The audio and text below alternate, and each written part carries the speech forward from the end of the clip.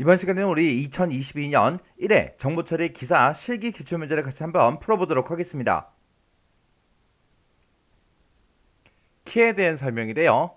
가로 안에 들어갈 그 알맞은 용어를 써라. 그렇게 나왔습니다. 지금 이 문제에서는 뭐 이 해당 답안을 한글로 써라, 영어로 써라 그런 말이 없기 때문에 우리가 한글이나 영어 둘 중에 이제 하나만 써주면 돼요.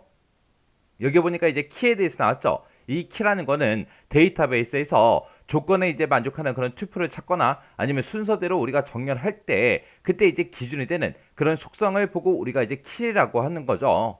그때 이제 키에 보게 되면 이제 여러 가지가 있죠.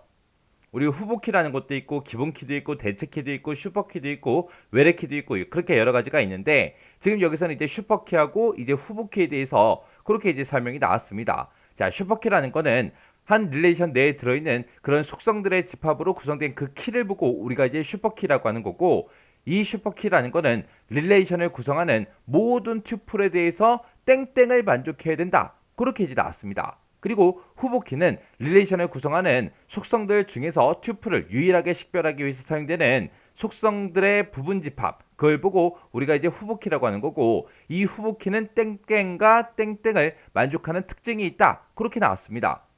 우리 슈퍼키라는 거는 유일성은 만족해야죠. 유일성은 만족해야 되지만 최소성은 만족하지 못하는 게 우리 슈퍼키고요.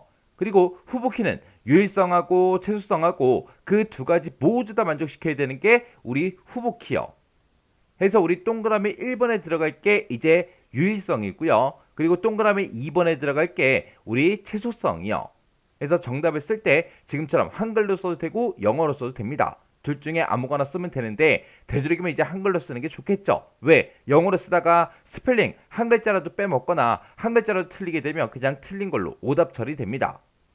자, 그럼 지금 여기 이제 키에 대해서 나왔는데 이 키에 대한 거 정리 좀 하고 지나가자고요.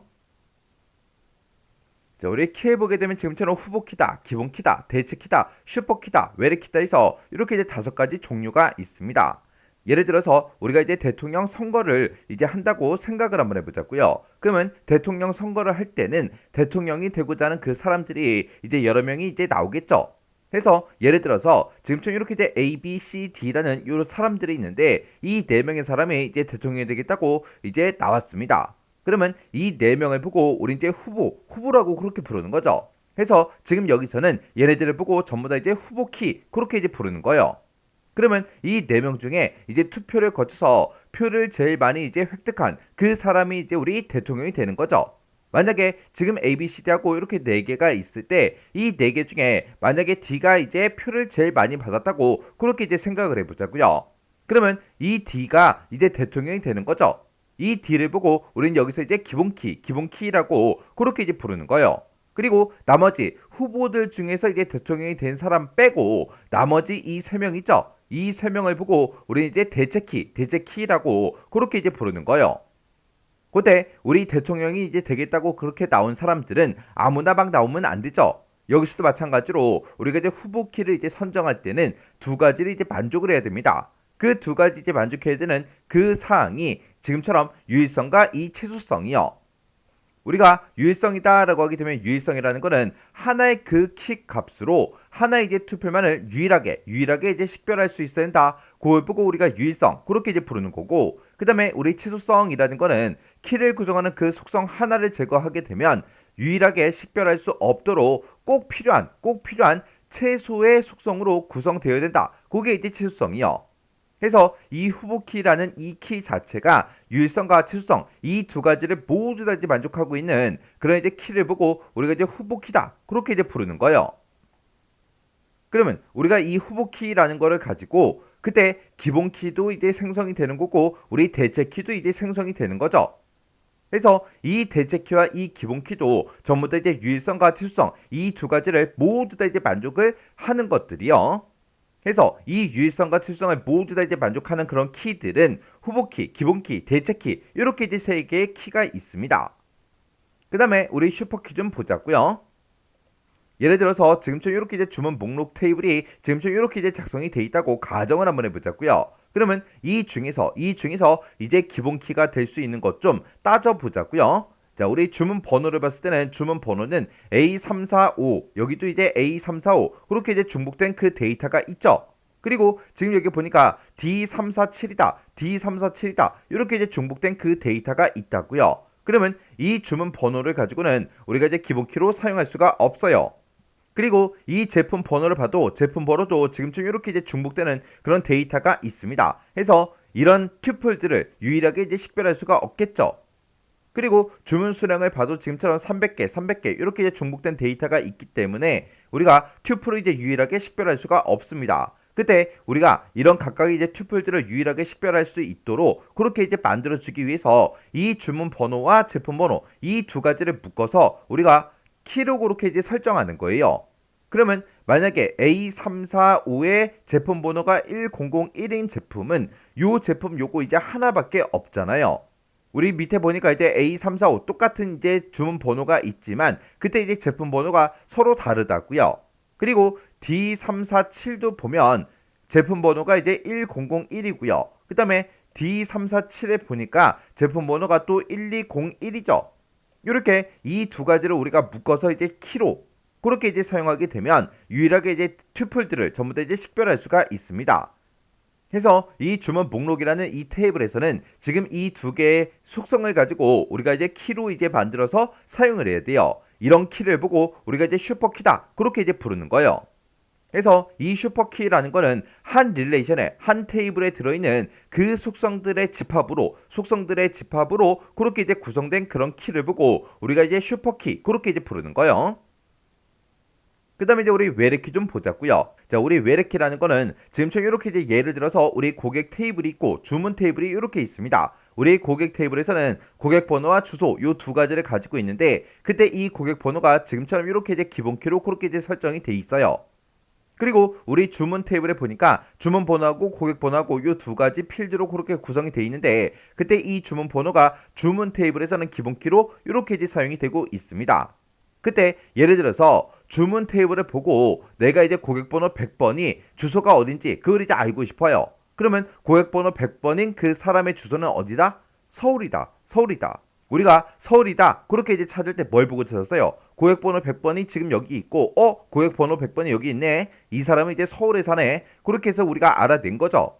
그러면 우리는 이 주문 테이블을 가지고 있을 때 이 각각의 고객들이 어디에 살고 있는지 내가 알고 싶으면 이 고객이라는 이 테이블을 이제 참조를 해야 된다고요.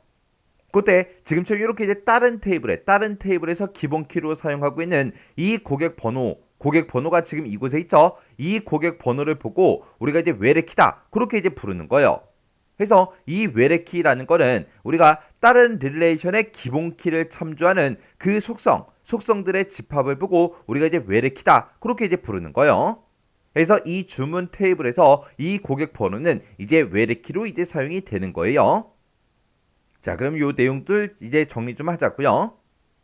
자, 우리 후보키라는 거요. 이 후보키라는 거는 속성들이 이제 여러 개 있을 때 그 여러 개 이제 속성들 중에서 튜플을 이제 유일하게 식별하기 위해서 사용되는 그런 이제 속성들의 부분 집합, 그걸 보고 우리가 이제 후보키다 그렇게 부르는 거예요. 이런 후보키들 중에서 이제 기본키도 이제 만들어지는 거고 우리 이제 대체키라는 것도 이제 만들어지는 거죠. 그래서 이 후보키라는 거는 기본키로 사용할 수 있는 그런 속성들을 보고 우리가 이제 후보키다 그렇게 이제 부르는 거고 이 후보키는 유일성과 치수성 이 두 가지를 모두 다 이제 만족을 시켜야 우리 후보키로 이제 사용할 수 있는 것들이요.